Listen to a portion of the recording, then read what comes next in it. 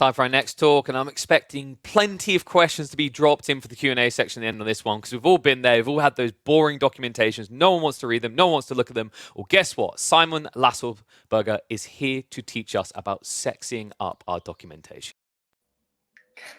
Hi.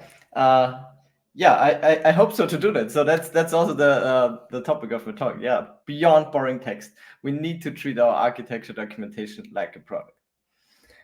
We have all been there, but what picture comes to your mind when you think about documentation? Think about it real quick. Could it be that it looks and feels a little bit like this? I felt bored and annoyed when I had to document things all the time. I always felt like that. When I got the opportunity to formally take over the responsibility of the software architecture of the Austrian startup Rantastic, I felt the same way. And I knew that this would mean taking over this responsibility for the architecture would mean that I also have to take over the ownership of our yet non-existent software documentation, because that was a requirement from management. But my attitude towards documentation changed dramatically when I fully embraced the challenge. And this led me,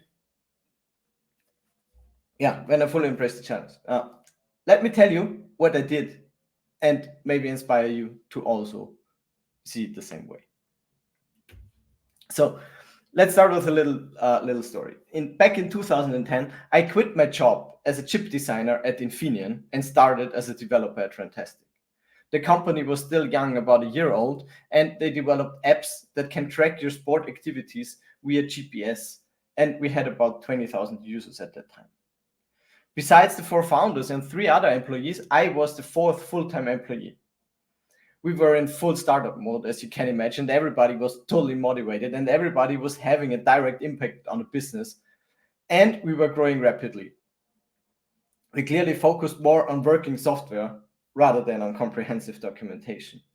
But I always kind of felt and tried to make sure that the architecture was evolving with us. I felt that this was also very important. Alignment on the architecture happened implicitly, although we didn't really talk or think about it as architecture itself. We had informal communication and a lot of crosstalk, since we were all sitting in the room that you see on the slide. So we basically communicated all the time. That was great. That was startup mode. Fast forward a few years, Rantastic grew to around 150 million registered users, and we had about 100 to 150 employees, as you can see on the slide. And they all came from all around the world, so we were a pretty international team, which was great to have something like this out of Austria. We had a well-designed microservices architecture at that time and a variety of apps. And we were acquired at the time by Adidas for 220 million euros. This was obviously a great success. And it also gave us the opportunity to buy a second foosball table, which was also great to have.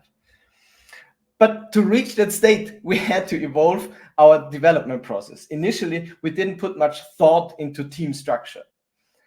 As we grew, we assigned new developers to platform teams that matched their skills. Over the years, we released more and more apps, as I told you, and the company expanded into strategic fields like cardio, strength, nutrition, and social features. With more than 80 developers, the old platform team setup became unsustainable. At that time, I led the backend team of roughly 25 developers. I tried to make sure that our backend architecture remained robust enough to grow with us. Communication within the backend team felt like we had it in the startup mode in the beginning. And this was because we all sat close together and remained well aligned. Alignment with the other platforms, though, happened on a per project basis without the proper strategic or structured alignment. So we decided to switch to an agile development process in the style of Spotify to reduce the communication overhead and the complexity for our product development. From a technical perspective, this was not too hard to do because our existing architecture already supported the new setup. We just had to assign microservices and apps to agile teams. My old job description and role was no longer needed in this new setup, but I had the opportunity to take over a new role. I became the lead system architect of Rantastic. I led the team of 3 additional architects focusing on the company's architecture, something I always did on the side up to this point. But the new development setup also presented many challenges because the old setup, we were aligned on the architecture on a platform basis. The new setup with the smaller cross-functional teams disrupted this alignment totally. So we had to address this issue. We needed to ensure that the entire development team moved in the same direction, in the same technical direction especially. And we had to do something about the communication to stay aligned. And by we, I mean the group of architects. The job description of an architect is to own and proactively foster the common understanding of the system design. Why? Because the alignment and shared understanding I'm talking about is what we often casually call architecture. This is also what Ralph Johnson said in his definition of software architecture. He said, in most successful software projects, the expert developers working on that project have a shared understanding of the system design. And this shared understanding is called architecture. And I believe the best way to create this shared understanding is through communication and collaboration. However, we need a structured approach to achieve this. Simply hoping for alignment to happen naturally is not something that's going to happen at this scale of a company. This was the point where I realized that I could combine something allegedly boring, documentation, and something I deeply care about, the systems architecture, to create something more awesome. I tried to use the architecture documentation as a communication tool to create the common understanding between our agile teams and actively involve them in this documentation. While the first agile value emphasizes individuals and interactions over processes and tools, I propose using documentation as a tool to support structured and effective communication among individuals. I like to treat this documentation as a product on its own and as working software. The documentation I envision must be useful, not necessarily comprehensive and boring. Products have an audience, a purpose, and they solve problems for this audience. Software products need to be developed, improved, maintained, and marketed. And this is also how we need to treat our documentation. Let's give this product a name and a mission. I like to call it the guidebook. And its mission is this: provide a useful, engaging, and dynamic documentation platform that fosters and maintains a common understanding of the system's design. The guidebook aims to solve architectural questions for all members of the technical teams, ensuring alignment and clarity across the organization. So the guidebook documents the overall system architecture. But this is all still very abstract and vague and not actionable. So let's take a more concrete look at what the guidebook actually is. It is a source code repository, usually I use Git, that holds markdown files and additional assets to implement the architectural documentation. It gives you a framework and defines what needs to be documented, and it gives you hints on how to do that well. And it supports the whole process with tooling and automation.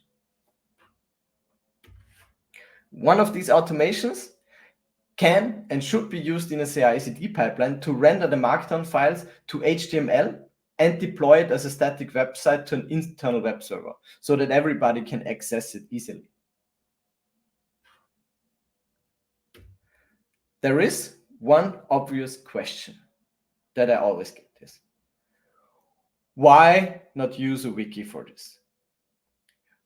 Wikis would be an excellent choice for this because they are accessible, easy to work with, and enable collaboration. But they lack a lot of important things. They lack on transparency and reliability, since you typically only have one state of an article. So it's hard to maintain a trustworthy state while changes are made and developed. And a curation process is also not straightforward to implement on top of a wiki. With Git, on the other hand, or any other source control management tool, you can create branches, collaborate on changes, and merge a complete change set to the main branch. This main branch serves as a single source of truth of your documentation and respectively of your architecture. Deploying this truth via a CI/CD pipeline, like I said before, ensures that your documentation is always up to date and accessible, and therefore also trustworthy. For developers and architects who are used to this workflow in their daily coding tasks, this is a natural flow of work. In the end, it's really only just people that are used to this workflow that will work with the guidebook. So it's also okay to have this workflow. This leads me to the main characteristics of the guidebook. It should be accessible, so it should be accessible fast and easy. It should enable collaboration, so working with it should encourage open and inclusive collaboration. As I said, it should be trustworthy. Its content must be correct, reliable, and up to date. It should be easy to work with, so creating, maintaining new content should be fast and easy. It also should be transparent, so it must be clear how and why the content was added and why other things were left out. And it should feel alive. So it should feel that it is well maintained and that somebody takes care of it and drives it forward. With this, we can take a first look into the guidebook. So on the screenshot, you see a part of the rendered website. You see, it has two main sections, the actual content and a section for the process around the guidebook. Each main section features multiple subsections. You can understand the guidebook like this house. On top, as the roof, we have the why. Remember, we want to foster the common understanding of the system design and answer questions for our guidebook's audience. This is achieved by filling the rooms of the house with content about data, patterns, flows, and interfaces. Let's take a deeper look at them. First up is data. Everything in software relies on data, as you know. Data facilitates communication on a technical level between software components and serves as a medium, also as a communication medium, also for team communication.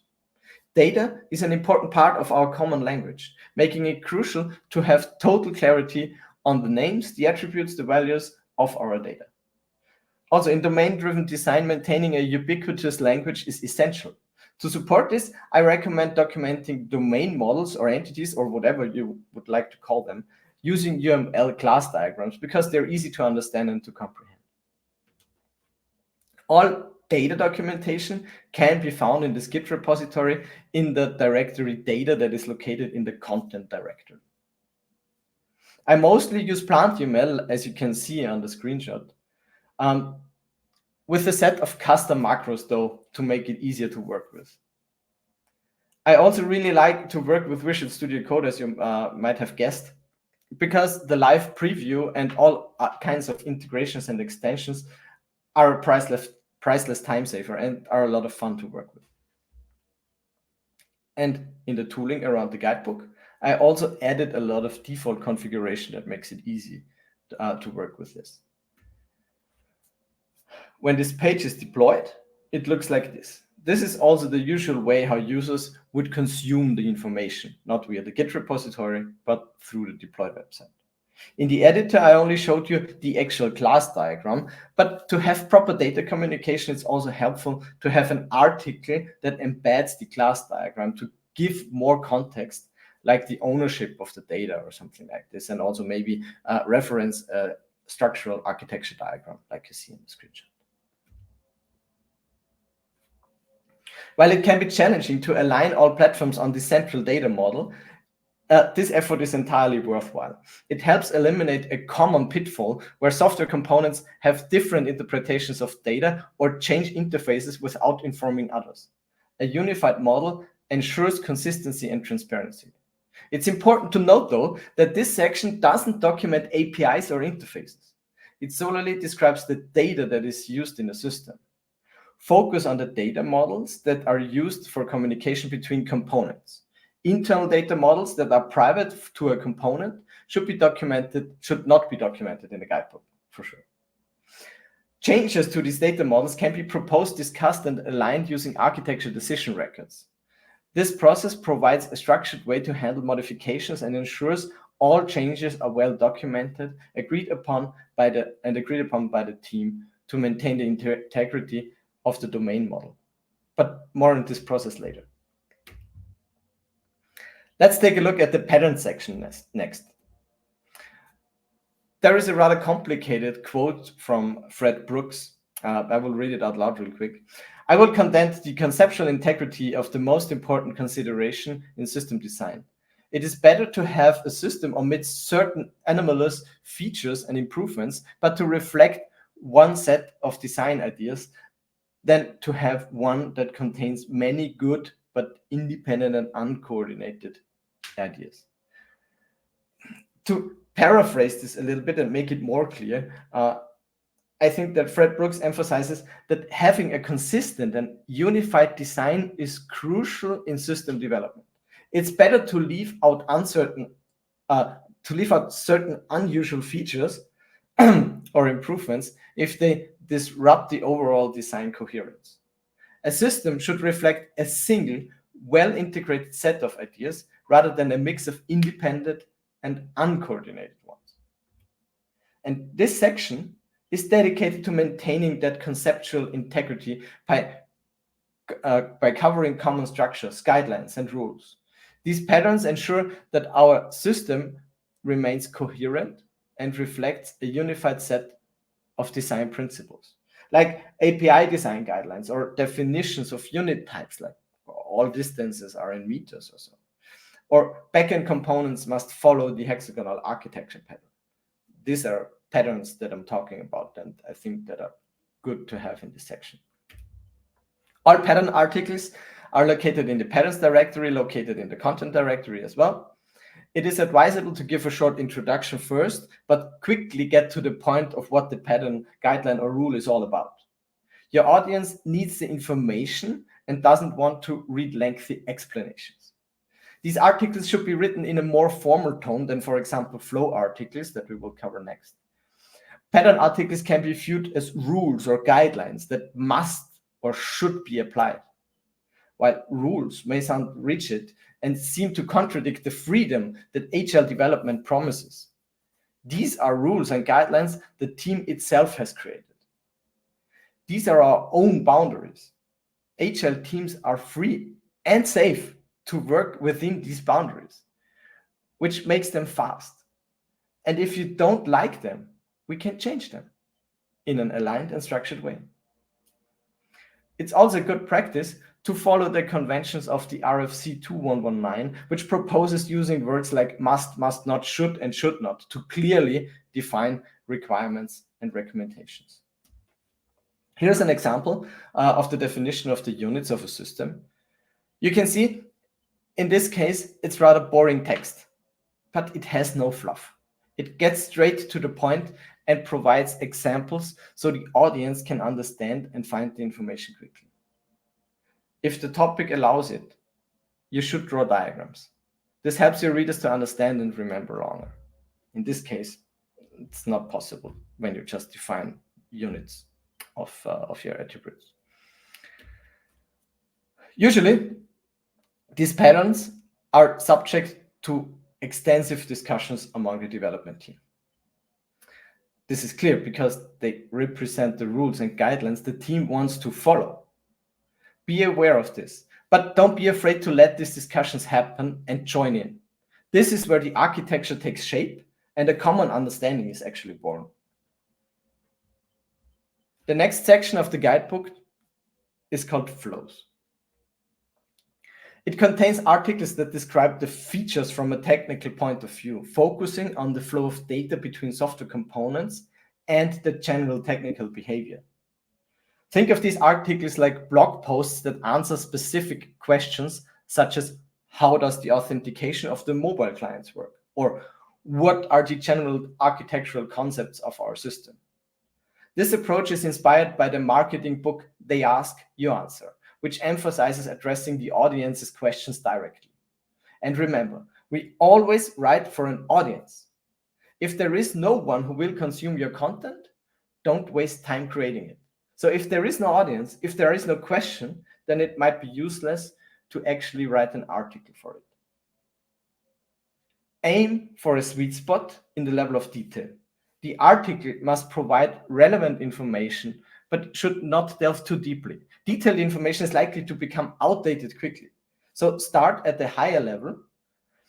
Remember, the guidebook focuses on the general architecture, not on the details of individual platforms. And focus on documenting long-lasting aspects. This is a little bit similar like what I said before. Skip temporary information like project progress or working documents. You should use interactions and conversations with your fellow developers and architects, or also create some presentations instead. Flow articles should only record the decided truths of the current state or of a definitive future state of your system. The flow articles are located in the flows directory, in the content directory, as you might have guessed. These articles benefit almost always from the use of diagrams to enhance the understanding and to enable your audience to remember for a long time. A rough default outline of a flow article looks like this. So start with a proper title and a general introduction. Then add a structural architectural diagram showing the involved software components. I like to use diagrams.net, which is also integrated in the guidebook tooling, and it's available also within Visual Studio Code, which is really nice. So you could check out my website, lasselsberger.com/diagrams, to find out more about my approach on software architecture diagramming. And there is a lot of additional content available. You should also, in the next section of such a flow article, describe the behavior of the feature using UML sequence diagrams or any other pictorial content. You could even think about creating animations, for example. These visual aids help to convey your complex interactions more clearly. You can see I like to use graphics a lot because I think graphic material is way easier for our audience to understand. It might seem a little bit more work to create these visual representations of data than just writing out text without thinking of a storyline. But the time that you spend on creating visual representation of the content is totally worthwhile because your audience has an easier time understanding it. So be sparse with text, but if you write it, be precise. Remember the title of the talk. We want to be beyond boring text. We want to solve our users' problems and answer their questions quickly. The last content section is a rather small one, and it's called interfaces and serves as a central entry point where team members can find documentation about APIs, for example, a link to an open API spec, or links to descriptions of shared libraries. This section may primarily be just a list of links to resources hosted elsewhere, as each platform may have its own guidelines on how to document its interfaces. Often, these documents are automatically generated out of code. The goal of this section is to provide easy access to interface documentation, ensuring that the team members can quickly find the information they need to understand the APIs and shared libraries effectively. The interfaces documentation can be found in the interfaces directory in the content directory as well. And as you can see in the rendered screenshot, it's really not more than just a list. I said previously that the guidebook focuses on the general system architecture, but the guidebook's tooling itself can be added seamlessly to any Git repository. And this tooling also has an integration for OpenAPI documentation. I added it here in the screenshot to show you a potential target of these interface links. All of these content sections are there for a reason. You can compare these sections to the building blocks of a language. Data represents nouns, patterns acts as grammar, flows form sentences by combining data or nouns according to patterns or grammar. Interfaces vaguely act as verbs or actions that can be performed on the data. And although platform-specific documentation is not part of the guidebook, you can see that platform-specific documentation could be seen as orthography. The guidebook itself represents our common understanding. And to understand each other, we also need a common language. And this is why we have these 4 sections. The second top-level section of the guidebook is the process. And it forms the foundation of the guidebook's success. It's there to curate and develop the documentation. The guidebook thrives on transparency, openness, and inclusiveness, and encouraging everybody to use it, move it forward, and keep it alive. Process sounds really formal, but it only takes 2 small things. A group of technical decision makers that forms the architecture forum and meets regularly. And the second thing that we need is the usage of architecture decision records that I mentioned a few times already. The architecture forum meetings are crucial for reviewing, discussing, and deciding on current topics, ensuring that all changes are well considered and agreed upon by the decision makers and stakeholders. It's important to give the permanent members of this meeting the authority to make decisions independently. From my experience, the most effective approach to this is to have one tech lead or architect per platform as permanent member of the forum. In these meetings, members can review pending changes, discuss new proposals, and ensure that the documentation is relevant and accurate. A good cadence for the meetings is between weekly and bi-weekly. The meetings are open and inclusive, and for certain topics, additional people, such as developers, should be invited. It's also open for everybody to bring topics to this architecture forum so that you can ask for support from the forum. The discussions and decisions that are made in this meeting are documented in the guidebook as well. And assigning the ownership of the guidebook to the members of this architecture forum is also a critical aspect. This group is responsible for driving progress, ensuring updates are made, and maintaining the quality of the documentation and the tooling. This accountability helps in keeping the documentation current, reliable, and alive. Meetings and the definition of the purpose and the members of the forum are located in the process directory. And as this process, as I said, embodies transparency, the meeting minutes are deployed to the guidebook as well. So you can always see what was happening. And lastly, at the heart of the guidebook's workflow is the concept of architecture decision records. ADRs are concise documents with a defined structure that record the title, the status, the context, the decision, and the consequences of architectural changes. They provide a transparent way to track changes and decisions, including those that are declined. I will show you an example of an ADR on the next slide. The idea is to have each ADR reside on a separate branch in your Git repository. You can create a merge or pull request if your source code management tool supports this. This would allow you to do asynchronous discussions and agreements and provide clarity and fostering collaboration outside of meetings. Assigning an owner to each ADR ensures a clear responsibility and make sure that progress happens. Also, there should be no change made to the guidebook without an ADR, except for typos or other minor changes, of course. By now, you might have already guessed it, ADRs can be found in the process directory.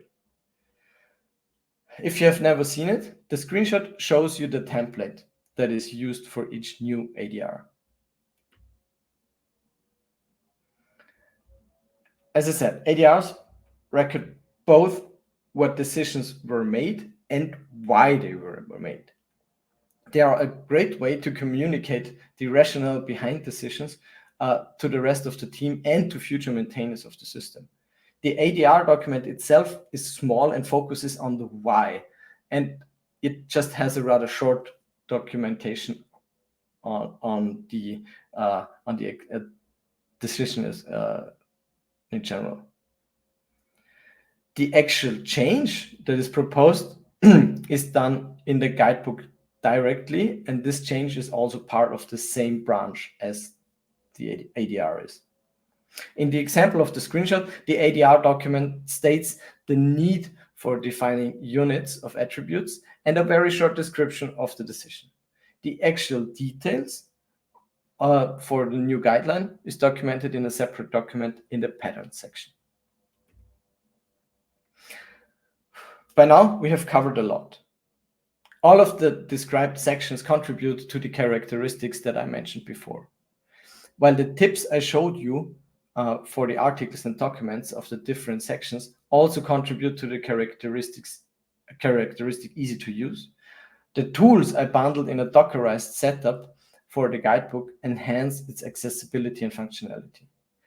This setup ensures a consistent environment, simplifies the deployment, and makes it easier for everyone to get started with and contribute to the guidebook, ultimately supporting our goal of fostering a common understanding of the system design and keeping it alive. I plan to release this bundle that I call LADOC in the next months. So if you want to be informed about it, follow me wherever you like, or subscribe to my mailing list at lassim.com/documentation. Before I come to an end, I'd like to encourage you to think further. Do whatever contributes to our overall goal of fostering a common understanding of the system design and answering our audience's questions. Remember, the guidebook is an architectural product and we need to market it and improve it. You could, for example, do monthly internal tech meetups where you invite people to give talks about topics from the guidebook or topics about their daily business. Technical talks, mostly. I did this at Runtastic, and it was a really nice event that we had once a month. I also used to send out monthly architecture digests where I just created more or less an automated newsletter that would send out all the a high-level description of architectural changes that happened in the guidebook. You could also develop more tools, like something I call a software component map, where you have a detailed overview of the health and state of your source code repositories or your software components. And what is rather obvious, I guess, nowadays with new LLMs coming up every day, and they're getting better and better, it would be nice to maybe integrate the content of the guidebook in a chatbot that is maybe available via Slack or your common chat tool that you use.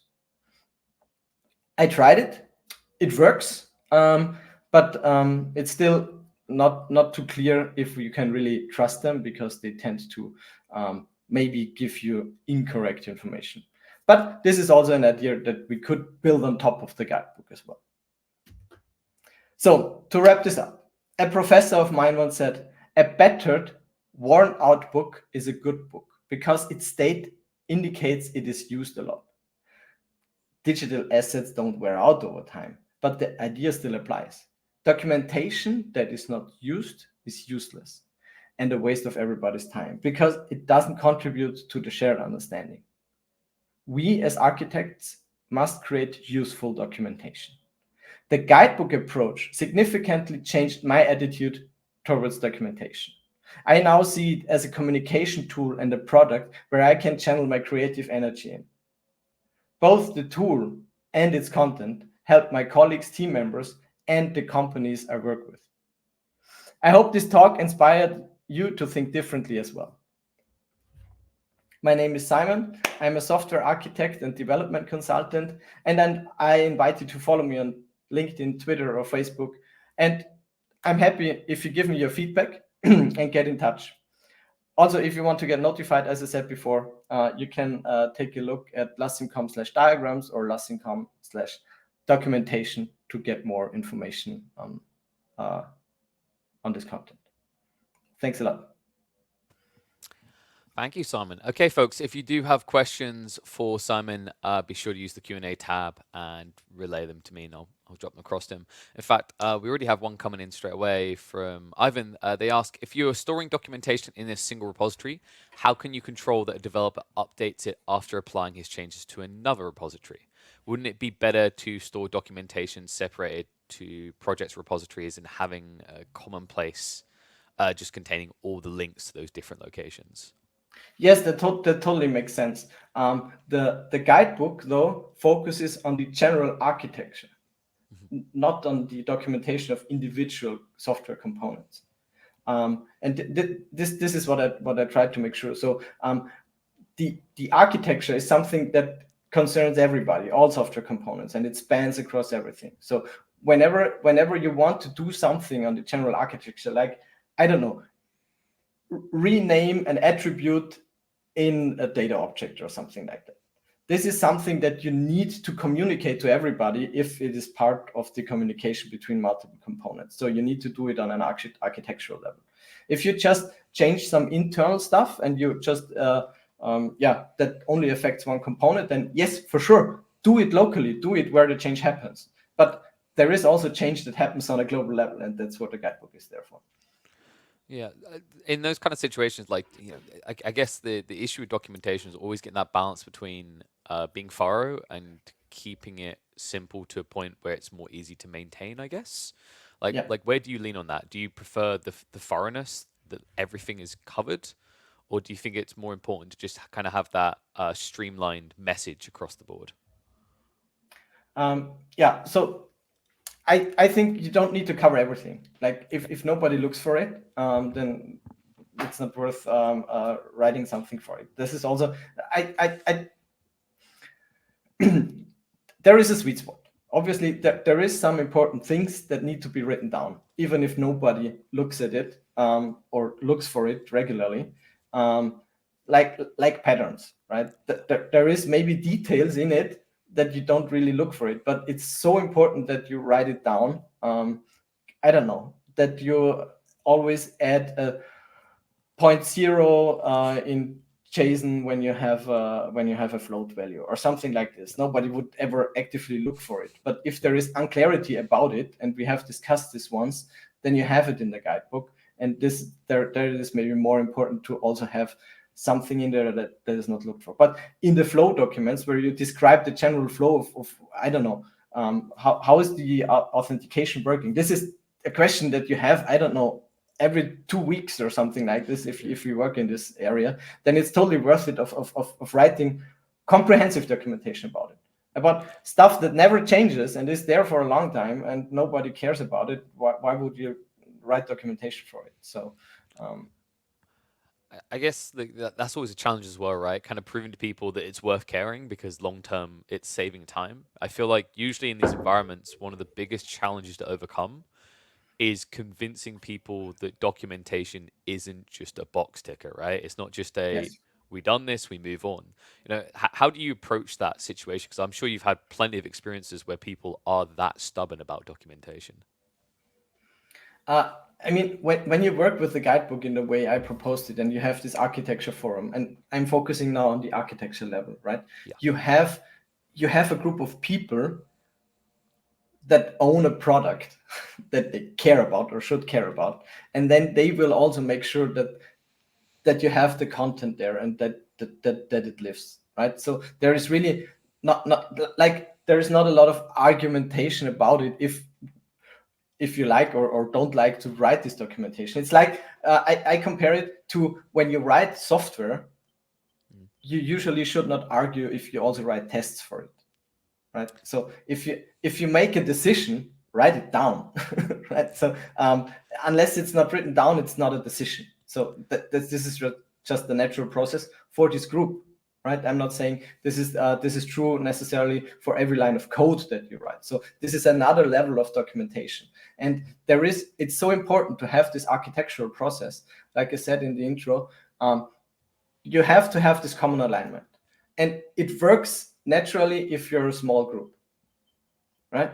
Yeah. But if you grow, then you would be happy to have something like this that gives you a very easy approach to documenting the decisions and making these decisions. I guess it's also a case you kind of have to hammer it in from the get-go because, I feel like, especially in those smaller environments where someone might have quite a lot of power over the thing you're developing. I've seen this before, and I'm sure you've heard stories about this where people, I mean, everything gets to a point where it's like spaghetti coded, and it's almost Yeah. intentional because they know that their job never becomes redundant.